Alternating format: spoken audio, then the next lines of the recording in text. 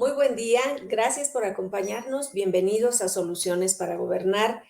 Dedicamos este espacio para hablar de retos y problemáticas en estados y municipios, pero sobre todo de las vías de solución a esas problemáticas, orientando la utilidad de esas soluciones hacia una mejor calidad de vida de la población. El gobierno actual está en funciones desde hace 8 meses, así que ¿cuáles son los planes y las estrategias que se están desplegando y que se planea desplegar en el resto de la administración para impulsar la economía de Acapulco? Muchas gracias, Norma. Fíjate que el principal reto que tenemos, Acapulco ciertamente es la capital económica y el mayor centro poblacional del estado de Guerrero, y sin embargo también es el municipio, según los datos del Coneval, con más personas viviendo en situación de pobreza extrema en el 2021 por volumen. El mayor reto que tenemos es que en realidad existen dos Acapulcos. Existe el Acapulco urbano, con un índice de desarrollo y con niveles de ingresos medios, y luego tenemos la realidad rural de Acapulco, que es casi el 30% de nuestra población, que vive en una situación de rezago muy importante y que ha vivido años alejada del centro urbano del municipio de Acapulco, que es el puerto de Acapulco que todos y todas conocemos. En ese sentido, el principal reto de esta administración, que como bien dices tiene apenas 8 meses, es integrar estos dos Acapulcos. Parece sorprendente, pero hay poblaciones rurales dentro del municipio de Acapulco en los que los tiempos de traslado desde esos centros rurales hasta la cabecera, hasta el puerto de Acapulco, es de casi 5 horas por caminos de terracería. Y entonces eso los pone en una situación de vulnerabilidad económica al estar desintegrados de la actividad económica del puerto. Quizá el mayor reto que tenga esta administración en materia de integración económica es la integración de estas comunidades de la zona rural de Acapulco. Un proyecto de esta administración es incentivar el desarrollo de un camino, una carretera rural de 20 kilómetros, que en todas las comunidades rurales del este de Acapulco resolvería el tema de la movilidad de las personas. Estamos calculando que desarrollar una infraestructura carretera hacia el este de la ciudad, hacia donde se encuentra la zona más marginada, requeriría una inversión estimada en la construcción de la carretera de 900 millones de pesos. Y adicionalmente a ello, necesitamos construir para integrar a esta parte de Acapulco un puente que cruce el río Papagayo con un estimado de 300 metros, lo que requiere una inversión estimada del orden de otros 800 millones de pesos. Es decir, necesitamos invertir al menos 1.700 millones de pesos para integrar económicamente al 30% de la población que vive en la mayor marginación a la actividad económica del puerto. Y paradójicamente, esta zona, Norma, de la que te cuento, del este de Acapulco, que está integrada por comunidades como Guamuchitos o Espinalillo, además es la zona más fértil de Acapulco. Es una zona donde la jamaica y los cultivos se dan de forma muy natural. Y entonces, aunque es una tierra fértil y es una tierra apta para la agricultura, es imposible desarrollar este tipo de actividades económicas porque el tipo de camino que nos conecta con ellos hace imposible el tránsito de las mercancías. Entonces, respecto al desarrollo económico de nuestra población, en este momento el principal reto que estamos enfrentando es la integración económica de toda la población. Desaparecer esta visión de que existen dos Acapulcos, el Acapulco urbano, el que todo el mundo conoce, el de la foto de la bahía y de la actividad turística, y luego la otra realidad, que es la realidad del Acapulco rural, en el que la población vive en niveles de rezago y de abandono económico y social muy importante, y que para integrarlos necesitamos de una gran inversión en infraestructura. Naturalmente, una inversión del orden de 1.800, 1.700 millones de pesos es muy difícil de afrontar para un municipio. Para ello, la maestra Belina López Rodríguez, la presidenta municipal de Acapulco, ha emprendido una ruta muy importante de gestión para lograr hacer una inercia de inversión entre la federación, el estado y el municipio para integrar esta parte de Acapulco. Estamos en esa ruta, en la ruta de conseguir la inversión federal de la Secretaría de Comunicaciones y Transportes, la aportación del gobierno del estado y, por supuesto, lo que pueda aportar el municipio para lograr esta integración económica que es para nosotros tan importante. Tenemos varios temas. Se aceleró la conectividad en las zonas definitivamente que no son rurales, en donde ya existía una conectividad.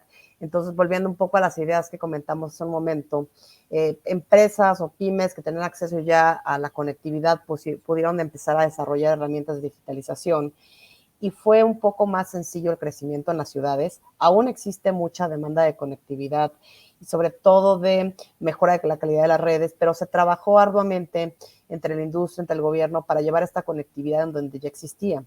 Pero regresando un poco a la idea, nos falta mucho todavía, y no solamente en México, sino en la región, para poder cerrar esta brecha de conectividad rural. Entonces es importante que continuemos entendiendo las bases para desplegar redes en los lugares donde no existe la conectividad y en el promover el acceso a las habilidades digitales de la población. No, como decía hace un momento, el cerrar esta brecha de uso es muy importante porque no necesariamente el tener la conectividad significa que la gente se va a beneficiar, sino que hay que trabajar directamente entre las autoridades y lo que comentaba, y las empresas para ver cómo podemos apoyar estos programas de capacitación y de desarrollo de habilidades digitales. Hemos tenido varias conversaciones con otros gobiernos, hemos trabajado directamente en municipios, en comunidades muy aisladas en Oaxaca, para llevar este programa de capacitación para las comunidades y poder fomentar la inclusión digital de los niños y de los adultos mayores en desarrollar esas habilidades digitales. Y claro, se puede hacer mucho más, pero es importante el ir planeando una agenda en conjunto para cerrar la brecha digital en México, que es bastante grande. Lo que mencionaba, un 60% de la población rural no tiene estos beneficios.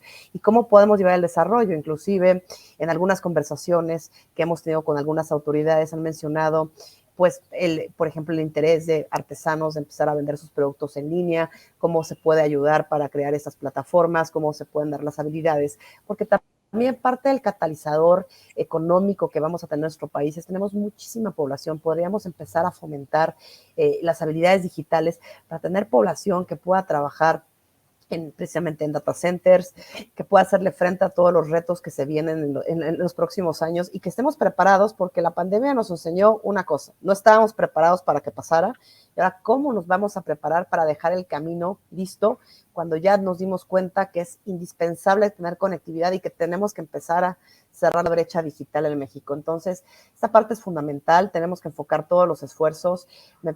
Es muy, muy bueno esta propuesta acerca de cómo podemos dar mayor capacitación y trabajar con los estados. Esto es muy importante, con los estados y con los municipios, porque definitivamente el municipio es un catalizador de estas oportunidades y el establecer estos convenios de colaboración definitivamente han probado muchísimos beneficios. Nosotros consideramos que, por ejemplo, en el estado de Oaxaca hemos impactado a más de 3,000 niños con los programas de comunidades digitales que estuvimos abriendo los últimos años. Aquí en Argentina existía un programa que fue discontinuado entre el 2015 y el 2019 por el gobierno de Mauricio Macri. Hoy nuestro presidente es Alberto Fernández, que era Conectar Igualdad.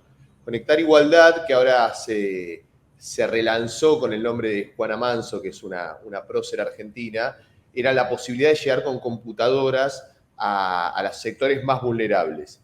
Digo, poder llegar con esa herramienta que permite el acceso a la tecnología, porque también hay que decirlo, en Escobar yo tal vez mencioné anteriormente una situación que es la de los parques industriales, la de los nuevos desarrollos inmobiliarios, pero esa heterogeneidad también nos dice que hay una situación de vulnerabilidad en lo que podríamos decir la parte más oeste de Escobar, para decirlo de alguna manera, como a veces se dividen los territorios.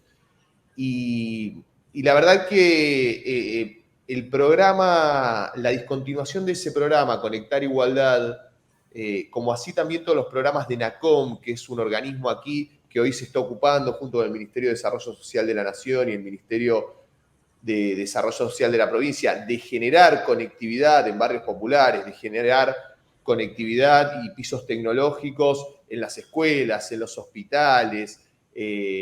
También la importancia de que exista ahí, incluso en las comisarías, para poder tener un registro y poder definir políticas públicas, donde hoy nadie va a poner en duda lo importante de la información para quienes tenemos que tomar decisiones. Se notó, y muchísimo más en la pandemia, porque la pandemia, como decíamos anteriormente, puso más de relevancia. Hoy estamos trabajando, estuve hace una semana constantemente volviendo a entregar esas computadoras que son la posibilidad de desarrollo de muchos de nuestros niños, nuestras niñas, nuestros adolescentes, que es la posibilidad de capacitarse, bueno, una herramienta fundamental a la hora de poder también encontrarnos. En la pandemia sucedió esto de encontrarnos mucho vía Zoom. No sé si en México, pero acá en Argentina no era una costumbre. Existía la plataforma, pero no era una costumbre, y aceleró estos procesos de algo que se venía dando. La posibilidad de poder llegar con eso a toda la población, a toda nuestra gente, a todos nuestros vecinos, nuestras vecinas, es la posibilidad de efectivamente generar igualdad de oportunidades, porque si no, tal cual lo mencionaron aquí todos, se aumenta esa brecha digital que termina siendo o determina una brecha a la hora de pensar la igualdad de oportunidades, el desarrollo, los procesos educativos. Entonces, venimos avanzando fuertemente, venimos retrasados, obviamente quisiésemos poder estar mucho más avanzados de lo que hoy estamos en cuanto a la conectividad. La Argentina es un país con mucha dispersión geográfica, lo es Escobar dentro de sus características, entonces reviste otro nivel de complejidad que en los entramados urbanos mucho más concentrados, pero se está trabajando muchísimo en poder lograr eso, el acceso a toda la sociedad, a toda la comunidad de las telecomunicaciones. En otros casos hay programas específicos en lo que se construyó, que fue el RENAVAP, que es un registro nacional de barrios populares. Entonces se financia a las empresas que lleguen a estos barrios con esa conectividad para que puedan hacer los tendidos, los pisos tecnológicos. Y por otro lado, o paralelamente, se desarrollan lo que son aulas digitales, puntos digitales, que es la posibilidad de que vecinos y vecinas se acerquen a distintas instituciones.